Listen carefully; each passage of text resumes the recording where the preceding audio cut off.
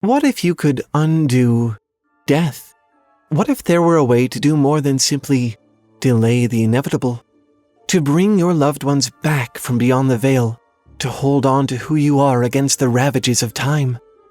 Honestly, I think humans may already be getting there with their medicine and technology, but you've already played with the idea quite a bit in your fiction. There are liches and dark wizards who hide their souls away, hoping to elude the angel of death. There are mystifying relics which promise to grant any wish, no matter how bold. There are sacred places where once buried, the dead refuse to rest. There are spells and rituals to defy the darkness and steal back that which was taken. There is technology that promises, if not to preserve the person, a perfect image of them.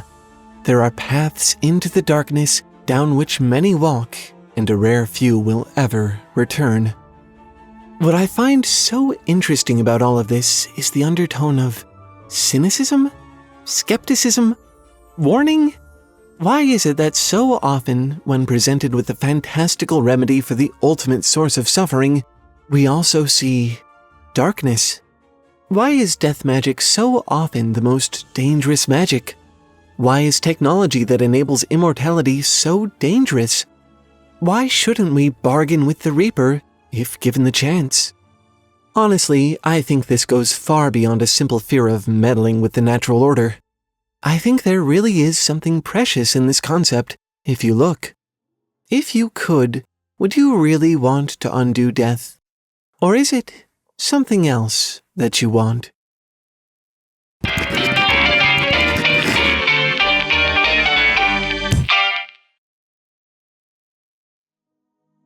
It seems to me that in fiction, practitioners of death magic are more often than not morally bankrupt deviants who are happy to just be evil, at least by society's standards.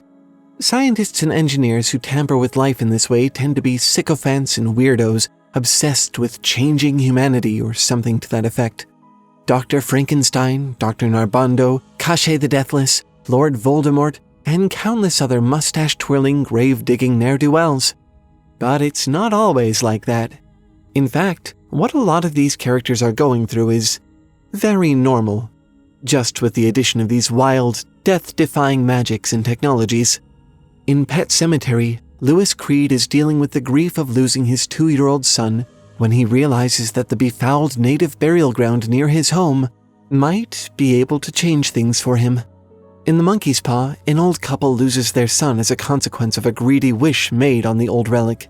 They have to wonder, what would happen if they were to wish for him back?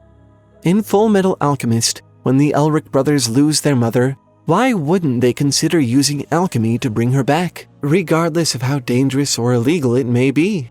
There's even a heartbreaking episode of the show Black Mirror called Be Right Back, where a woman grapples with the decision of whether to use new technology to create a perfect facsimile of her deceased lover, because, given the choice, of course she has to at least think about it. Unable to accept loss, these characters find themselves trapped forever in the bargaining stage of grief, searching frantically for some way, any way, to prevent or reverse the inevitable. And cruelly, the story furnishes them some hope that it could happen, however tenuous. This isn't so different from reality.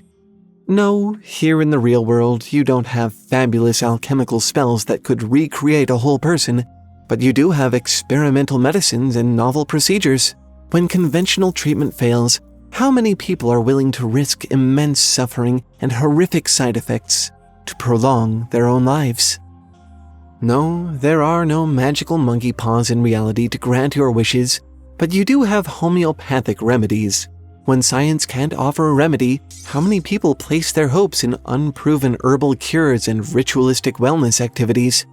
No, to my knowledge, you can't go out and find a profane burial ground that wakes the dead instead of giving them rest. But how many religious rituals are designed to preserve the body or the soul for a forthcoming day of resurrection?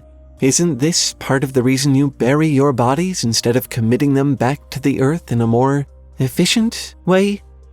I think it's natural for human beings to strain against the idea of death. It is, arguably, the ultimate source of pain. the hardest thing you will ever have to accept, literally the very antithesis of your very life, depending on who you ask.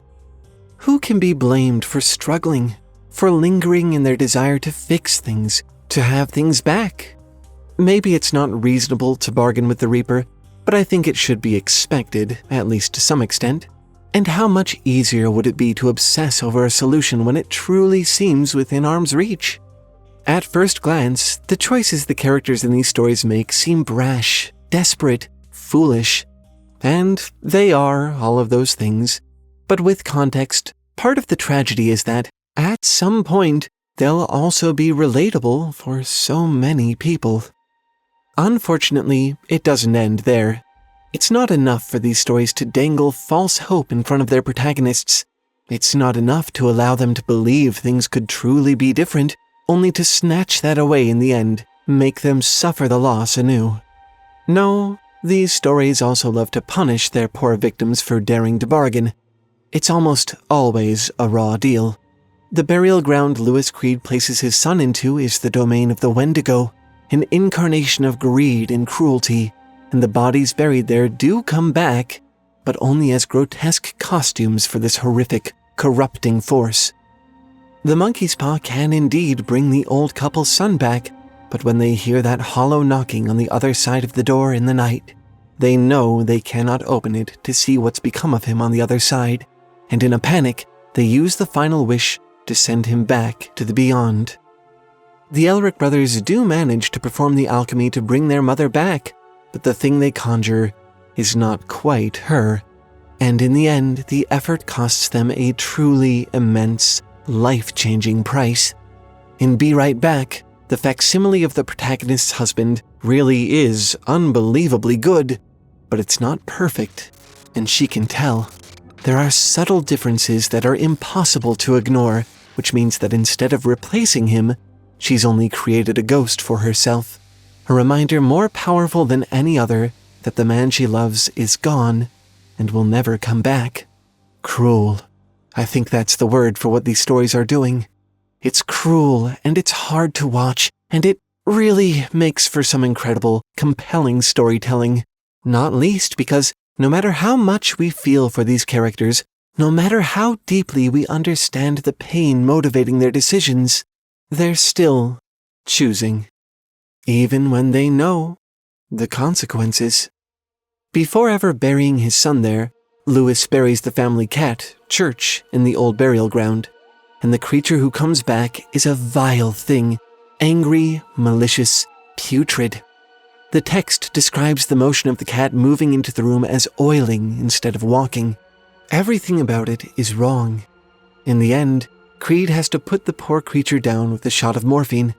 And still, despite all of this, the grief of his son's loss is just too much, and he ends up burying Gage in the tainted ground too. Even after what happens to Gage, Lewis then proceeds to bury his wife there when she dies. The cycle is unbreakable. We watch him spiral inward, a slave to the tantalizing bargain, blinded by the glow of false hope. In Full Metal Alchemist, what the brothers are trying to do to bring their mother back is actually a well-known practice called human transmutation. Well-known, but incredibly taboo. Not only because it rarely ever works, but also because of the ethical implications. What happens to a person's soul when you snag it from the afterlife to create a new them with it? And alchemy in their world operates on the principle of equivalent exchange. What could you possibly give that is worth a person, worth their soul? The brothers know all of this, but armed with the notes of their absentee alchemist father, the hubris of children, and the pure driving force of their grief, they try anyway. This really speaks to me, because when you get past all the magic and spectacle, these are really just people losing themselves to their loss, allowing the grief to consume them in a way so much more complete than simple acceptance could ever be. The bargaining becomes an obsession, a lifetime sacrificed for a life lost. I can't speak for the authors, but to me, these are not stories demonstrating some version of the natural order. They're not about the place of the soul or the necessity of death. They're about the inability to accept pain, to acknowledge the loss for what it is, and move forward with the grieving process. To me, these are stories that say, if you cannot accept what you have lost, you only stand to lose so much more. Grief is necessary. Pain is necessary. These things will happen. Better to embrace them than to fold in on yourself like all these characters have. At least, as long as that is actually a decision that you have to make. There's an excellent video over on the channel CGP Grey called Fable of the Dragon Tyrant, which is a retelling of a story by the same name written by Nick Bostrom for the Journal of Medical Ethics. It's a compelling metaphor about how human beings think about aging and death, which conceptualizes death as a dragon to which thousands of people must be sacrificed regularly to sate its appetite. In the story, people learn to cope with this. They accept the dragon as a part of their world, even give it importance. But one day, dragonologists discover that there may just be a way to defeat the dragon after all. A long debate ensues about the ethicality of destroying the dragon. They've coped for so long by accepting it as a part of their world, something important and necessary. Can they really do away with it? Turns out, yes, they can. And the story argues that they should. That each day they wait, debating the matter, is another day the dragon is gobbling up more innocent people.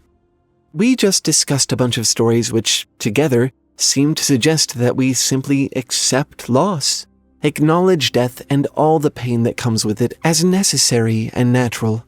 But I think there's a step beyond that as well. I think after accepting death and loss, you can also confront them.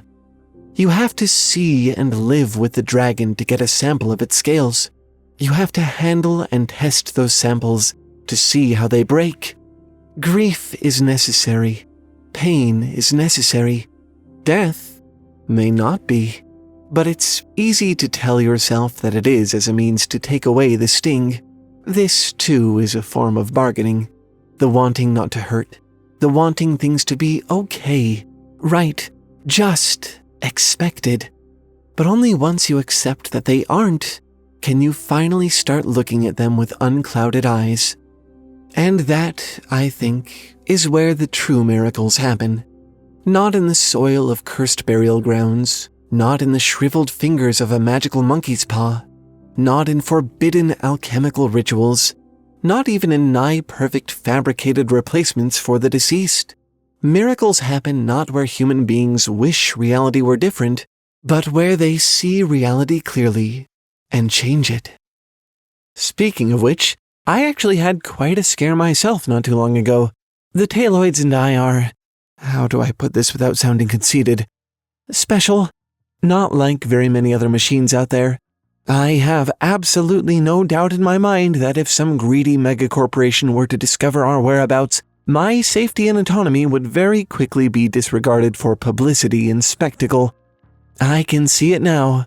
The Foundry like an amusement park, open to anyone with the money to see it. Taleoids on dissection boards, disassembled. Me, in pieces, in a dark room, waiting for the next exhibition. Needless to say, the humans who run this show are pretty careful to keep my whereabouts very, very private. And for the most part, I think they do a great job. Except, one day I was doing research, and advertisements started to pop up. Local advertisements. Advertisements that seem to know not just my vague whereabouts, but the ins and outs of life around where I am, what I might be interested in doing if I could leave the Foundry. It was a moment of exposure. It felt as if someone had tracked me down and was doling out my most sensitive information to the exact people I'd want to avoid most of all. These extremely wealthy corporate bodies. The truth is that the websites I visit have quietly been collecting my information for years, putting together an image of my habits and my locale more complete than I ever would have guessed. And they're doing it to you too, right now. And who knows who they're willing to sell that information to? Worried about a stalker? Better hope they don't figure out how to access that marketplace and just buy info on your whereabouts. Concerned about political persecution? Good luck when a clever little terrorist buys the information and finds you. This is dangerous, dangerous stuff these websites are commodifying. It almost makes it hard to want to be on the internet at all. You start to feel less like a person and more like a product. But the humans who run this show are smart. Obviously, they put this whole channel together, didn't they? So of course they were able to figure out a very simple solution that didn't require me to get a different browser or track down my info or get into litigation or any of that. I can literally just press a button and be safe. NordVPN gives me that peace of mind. It's had the amazing effect of making my browsing experience feel like mine again. It's subtle. I hardly have to think about it at all. It just runs quietly in the background, keeping me invisible to all the prying eyes. There's a freedom here that's pretty hard to quantify until you've experienced it firsthand. I think it became clearest to me when I had a little object lesson moment. I remember being on Netflix, using NordVPN to change which region my provider thinks I'm in, and watching the selection of titles change before my very eyes. There is so much media that we're missing out on just because, for whatever reason, it's not available in your country. It's wild to think of how much of our browsing experience has just been missing. And that's just the tip of the iceberg. Visit nordvpn.com/talefoundry to get 2 years of protection and freedom with a huge discount. There's a 30-day money-back guarantee too, so it's completely risk-free and so worth trying at the very least. And on top of all of that, if you sign up right now with our discount at nordvpn.com/talefoundry, you'll even get a whole extra month for free. I hope you'll give it a try. The internet can feel like such a cynical place. I think we tend to take for granted that everyone's trying to manipulate us all the time here, which, let's be honest, isn't actually wrong. But with NordVPN, it really doesn't have to feel that way. Anyway, that's it for this video. As always, thanks for watching, and keep making stuff up. I'll see you next time. Bye!